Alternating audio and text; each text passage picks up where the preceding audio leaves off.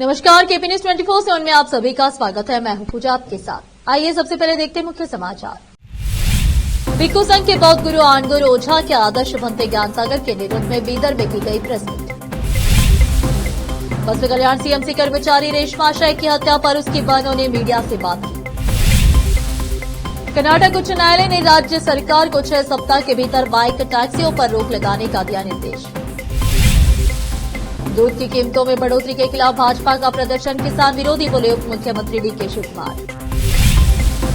भाजपा जो कर रही है वो पूरा देश को भुगतना पड़ेगा। वक्फ पर महबूबा मुफ्ती का बड़ा हमला। अयोध्या में उस दिन हनुमान क्यों नहीं आए थे? वक्फ डिबेट में अखिलेश यादव का भाजपा पर अटैक।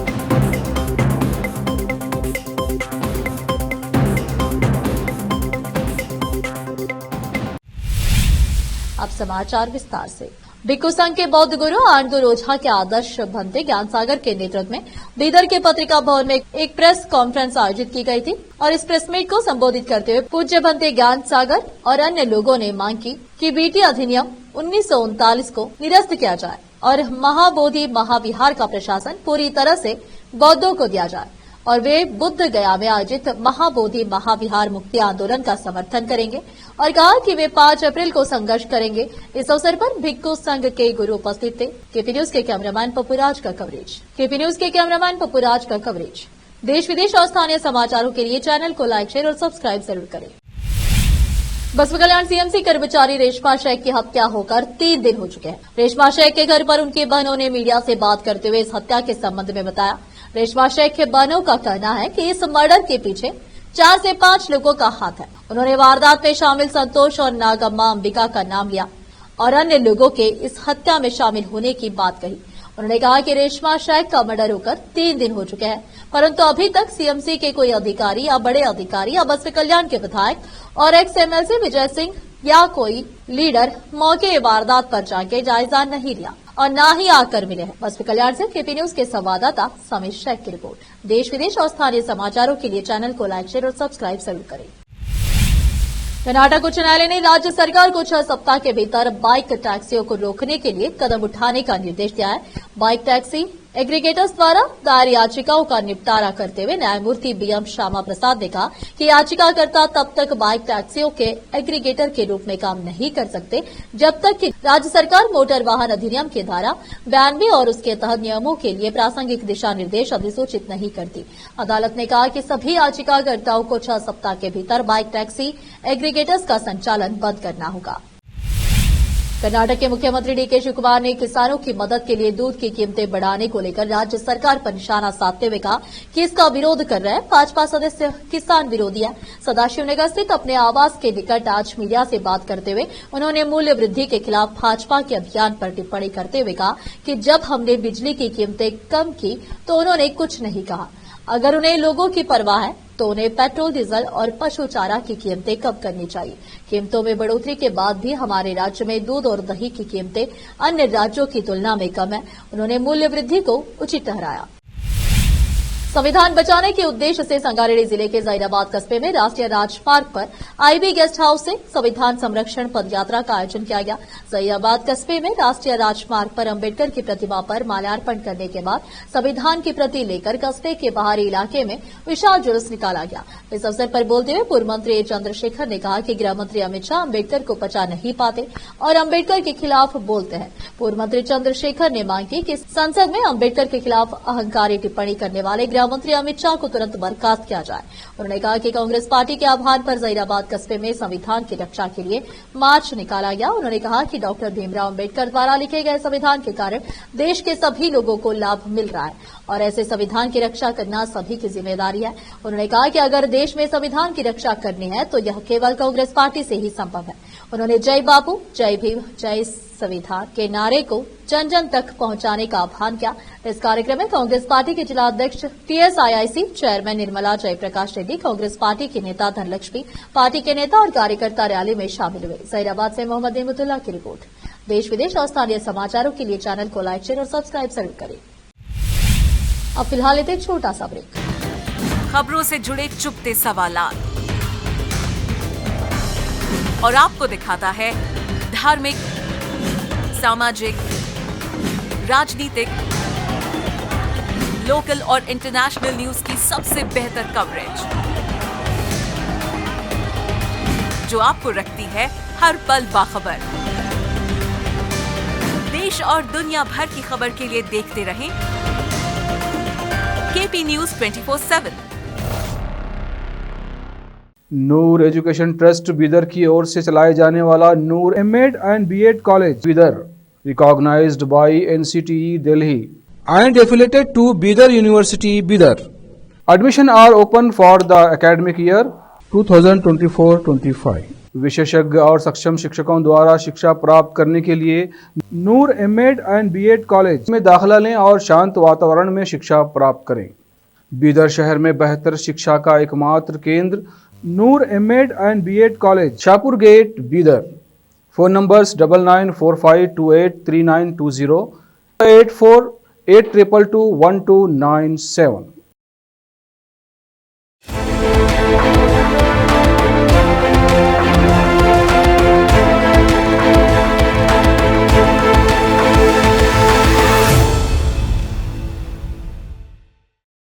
ब्रेक के बाद आप सभी का स्वागत है। आइए देखते हैं देश के अन्य समाचार। महाराष्ट्र के बुलडाना में बुधवार सुबह भीषण सड़क हादसा हुआ। इस दौरान बस और एसयूवी की टक्कर में 5 लोगों की मौत हो गई। पुलिस ने बताया कि बुधवार सुबह पूर्वी महाराष्ट्र के बुलडाना जिले में एक बस और एसयूवी की टक्कर में 5 लोगों की मौत हो गई। पुलिस अधिकारी ने बताया कि खामागांव शेगांव राजमार्ग पर महाराष्ट्र राज्य सड़क परिवहन निगम एमएसआरटीसी की एक बस एक बोलेरो से टकरा गई। इसके तुरंत बाद एक निजी बस ने दोनों वाहनों को टक्कर मार दी। निजी बस के आगे के केबिन को भारी नुकसान हुआ है। क्षतिग्रस्त हिस्से से चालक को निकालने के प्रयास जारी है। रंगारेड्डी जिले के जहीराबाद कस्बे में तेलंगाना सरकार द्वारा आयोजित चावल वितरण कार्यक्रम का शुभारंभ सेटपिन के अध्यक्ष गिरिधर रेड्डी और तहसीलदार रविंद्र ने किया। गिरिधर रेड्डी ने मंगलवार शाम शहर के मूसा नगर से दुकान नंबर 51 में आयोजित कार्यक्रम में भाग लिया और भाषण दिया। उन्होंने कहा कि राज्य सरकार ने इस अच्छे इरादे से यह कार्यक्रम शुरू किया है कि सभी गरीब लोगों को चावल मिले। कार्यक्रम में नायब तहसीलदार बसवराज पवन कुमार, कांग्रेस पार्टी के नेता व राजस्व कर्मचारी शामिल हुए। जहीराबाद से मोहम्मद नेमुतुल्लाह की रिपोर्ट। देश विदेश और स्थानीय समाचारों के लिए चैनल को लाइक, शेयर और सब्सक्राइब जरूर करें। पीपुल्स डेमोक्रेटिक पार्टी पीडीपी के अध्यक्ष और जम्मू कश्मीर की पूर्व मुख्यमंत्री महबूबा मुफ्ती ने हाल ही में वक्फ संशोधन विधेयक के बारे में गंभीर चिंता व्यक्त की है। उन्होंने इस बात पर जोर दिया कि पिछले एक दशक से भारत में मुसलमानों को मस्जिदों को ध्वस्त करने, लीचिंग की घटनाओं और कब्रिस्तानों पर अतिक्रमण समेत बढ़ते उत्पीड़न का सामना करना पड़ रहा है। मुफ्ती ने कहा, मुसलमानों के खिलाफ भाजपा ने पिछले 10 सालों से जो कार्रवाई शुरू की है यह उसी का हिस्सा है। अब वे वक्फ संशोधन बिल लाकर हमारी संपत्तियों पर कब्जा करना चाहते हैं। हमारा देश पूरी दुनिया में भाईचारे की वजह से, गंगा जमुना तहजीब की वजह से जाना जाता था। वे भूल जाते हैं कि आज भाजपा की सरकार है, लेकिन कल यह सरकार नहीं होगी। जब तक वे जाएंगे तब तक पूरा देश बर्बाद हो गया होगा। इस समय जो भाजपा सरकार है वह मुसलमानों के अधिकारों का हनन कर रही है। इसका नतीजा आने वाले समय में पूरा देश को भुगतना पड़ेगा। आज 2 अप्रैल 2025 को लोकसभा में वक्फ संशोधन विधेयक 2024 पेश किया गया। इसे संसदीय कार्य मंत्री किरेन रिजिजू ने सदन में रखा, लेकिन इस बिल को लेकर विपक्षी दलों ने जोरदार विरोध किया। चर्चा के दौरान लोकसभा में विपक्ष के उपनेता गौरव गोगोई उन्होंने सरकार पर संविधान के मूल ढांचे पर हमला करने का आरोप लगाया। गौरव गोगोई ने कहा कि रिजिजू ने यूपीए सरकार को लेकर जो भी बातें कही वे पूरी तरह से झूठ है। उन्होंने मांग की कि सरकार अपने बयान को प्रमाणित करे। उन्होंने कहा कि यह विधेयक देश के संघीय ढांचे और अल्पसंख्यकों के अधिकारों पर हमला है। सरकार का उद्देश्य भ्रम फैलाना और समाज को बांटना है। लोकसभा में वक्फ बोर्ड संशोधन विधेयक पेश करने के साथ ही संसद में उस पर चर्चा शुरू हो गई। पक्ष विपक्ष की ओर से अपने अपने तर्क रखे गए। इस दौरान समाजवादी पार्टी के मुखिया अखिलेश यादव ने अपनी बात रखनी शुरू की तो भाजपा पर तंज कस दिया। बात कह दी गई कि खुद को दुनिया की सबसे बड़ी पार्टी कहने वाली भाजपा अभी तक अपना राष्ट्रीय अध्यक्ष तक नहीं चुन पाई है। बस उन्होंने कहा ही था कि इस संसद में ठहाके लगे और केंद्रीय गृह मंत्री अमित शाह भी हंस पड़े और जवाब देने के लिए खड़े हुए। उन्होंने इस बात का करारा जवाब दिया और अखिलेश एवं विपक्ष के दूसरे सांसद भी मुस्कुराने लगे, क्योंकि बात अखिलेश या उनकी पार्टी की नहीं बल्कि विपक्ष के सभी पार्टियों की हो गई। दरअसल अखिलेश यादव ने वक्फ बोर्ड संशोधन बिल पर चर्चा के दौरान अपना पक्ष रखना शुरू किया। उन्होंने कहा कि मैं समझ सकता हूं, बात छोड़ना तो नहीं चाहता था, लेकिन कहना मजबूरी है। ये जो बिल लाया जा रहा है, भाजपा में मुकाबला चल रहा है। पार्टी के अंदर ही मुकाबला चल रहा है कि खराब हिंदू कौन बड़ा है। अब फिलहाल देखो छोटा सा ब्रेक। हिंदुस्तान के हर कोने में हम हैं मौजूद। 24 घंटे हालात पर गहरी नजर, खबरों से जुड़े चुपते सवालात, और आपको दिखाता है धार्मिक, सामाजिक, राजनीतिक, लोकल और इंटरनेशनल न्यूज की सबसे बेहतर कवरेज, जो आपको रखती है हर पल बाखबर। देश और दुनिया भर की खबर के लिए देखते रहें KP news 24/7। Noor education trust Bidar की ओर से चलाए जाने वाला Noor MEd and BEd college Bidar, recognized by NCTE Delhi and affiliated to Bidar University Bidar. Admission are open for the academic year 2024-25. विशेषज्ञ और सक्षम शिक्षकों द्वारा शिक्षा प्राप्त करने के लिए नूर एमएड एंड बीएड कॉलेज में दाखिला लें और शांत वातावरण में शिक्षा प्राप्त करें। बीदर शहर में बेहतर शिक्षा का एकमात्र केंद्र Noor MEd and BEd college, Shahpur gate, Bidar. Phone numbers 9945283920, 8482221297।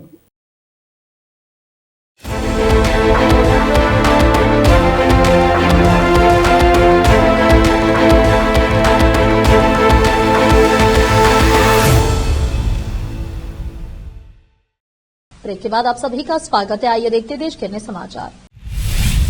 सरकार की तरफ से वक्फ संशोधन विधेयक गुरुवार को लोकसभा में रखा गया, जिसके बाद सत्ता पक्ष और विपक्ष में तकरार छिड़ गई।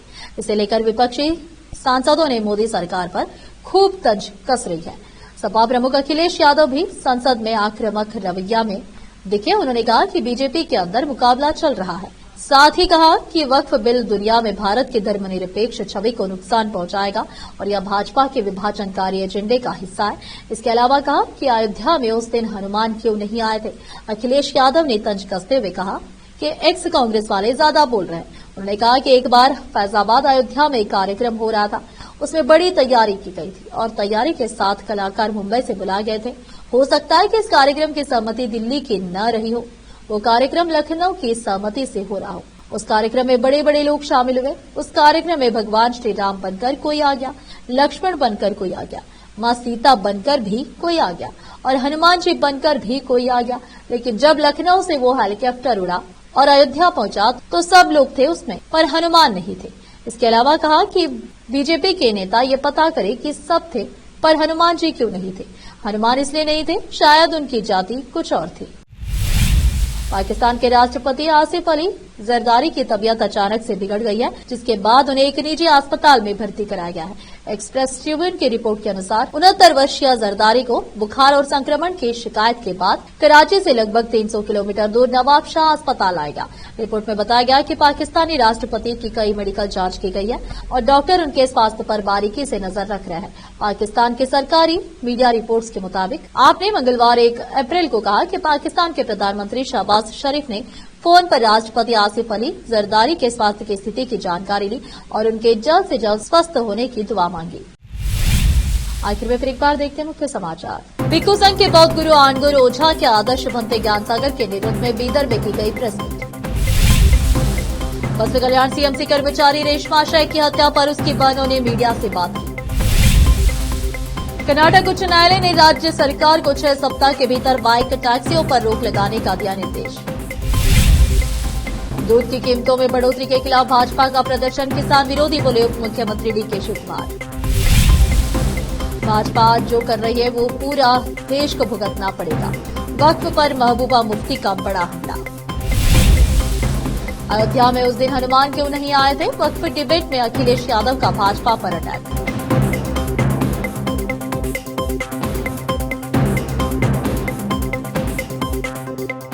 देश प्रदेश के समाचारों के लिए देखते रहिए आपका अपना चैनल केपी न्यूज 24/7। अधिक जानकारी के लिए चैनल को लाइक, शेयर और सब्सक्राइब जरूर करें। धन्यवाद।